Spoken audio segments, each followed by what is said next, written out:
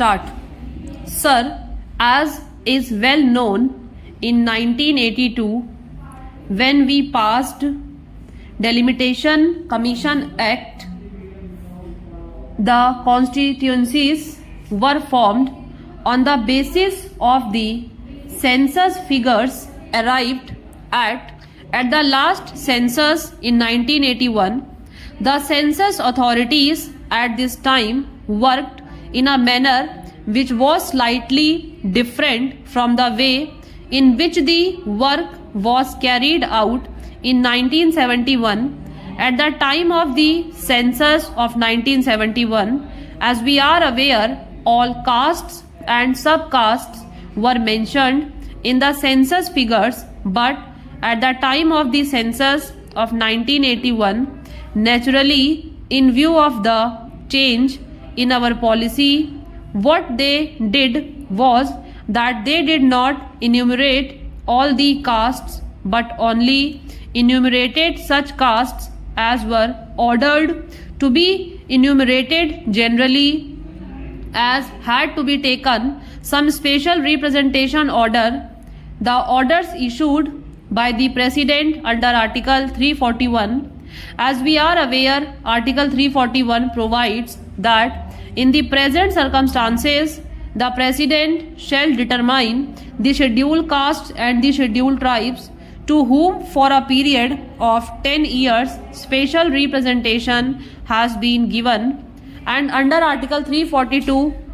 if at all there is to be any change in these in the list, then it is only Parliament that can make that change. At the present moment, the position is that at the time of the census of 1981, there was an order giving the lists of the scheduled castes and the scheduled tribes for whom special representation was to be given.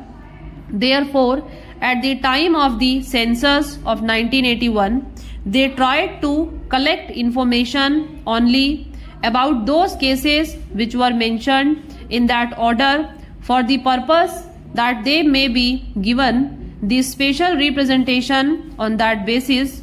But it appears at the present moment, at the time of the actual taking of the census information, certain people mentioned their castes a little incorrectly. For instance, if a person belonged to some subcaste, at the time of mentioning it to the enumerator, he gave it as Harijan. Now Harijan is neither a caste nor is it recognized. So probably at the time of the census of 1981, such people were omitted, though they really belonged to the castes enumerated in the order. Similarly, there were certain synonyms of castes, and in that case also people of the same caste for whom the protection was intended on account of their giving the wrong description to the enumerator in respect of the name to which they did not exactly belong, they were also excluded. Therefore, in the 1951 census register, which was prepared on the basis of the information thus supplied, certain castes were omitted.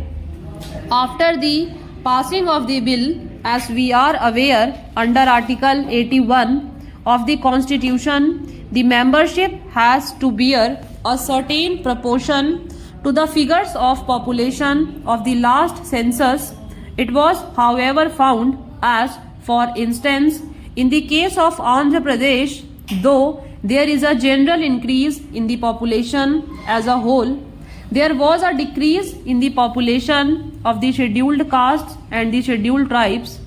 This was so glaring that it was brought to the notice of the authorities concerned, and the census authorities there, from whatever information they had corrected these figures, because in respect of these they had certain slips or certain other papers giving the information from which they could get the correct figures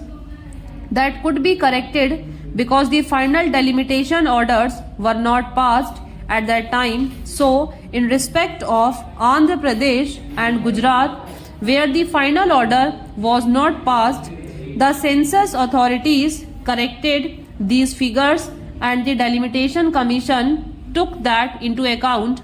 and they did not their work, but it was found in respect of certain other states also that such corrections were made, but the delimitation orders were not passed. Therefore, we first intended to bring forward or introduce a bill in the Lok Sabha only in respect of those states where the Delimitation Commission had not passed its final orders, with the provision that if the census authorities were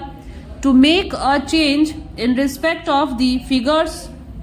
of population of the scheduled caste and the scheduled tribes, then they could in their final orders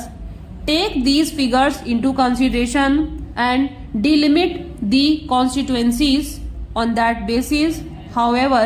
when the people bill was introduced, it was brought to the notice of the government that in many of the states final orders had been actually passed by the delimitation authorities, and it was therefore necessary, in order that there should be uniformity in the principles followed in respect of this matter, that there should be some provision brought in spite of the fact that final orders are passed by the Delimitation Commission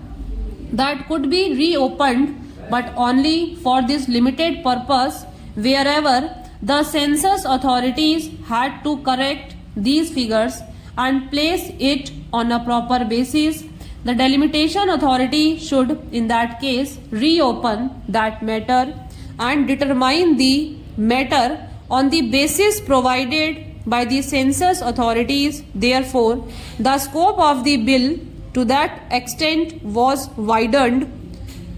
The bill which is now before the House is in this form. So far as the delimitation of constituencies is concerned, whether it is Andhra Pradesh or Gujarat, or whether in respect of other states, the Delimitation Commission will be authorized to reopen these matters if the census authorities had to change the figures of population. Therefore, the bill before the House is a very simple one. To that extent, it only enables the Delimitation Commission to take into account the corrections which may be made by the census authorities. It is primarily the census authorities who are to do it now.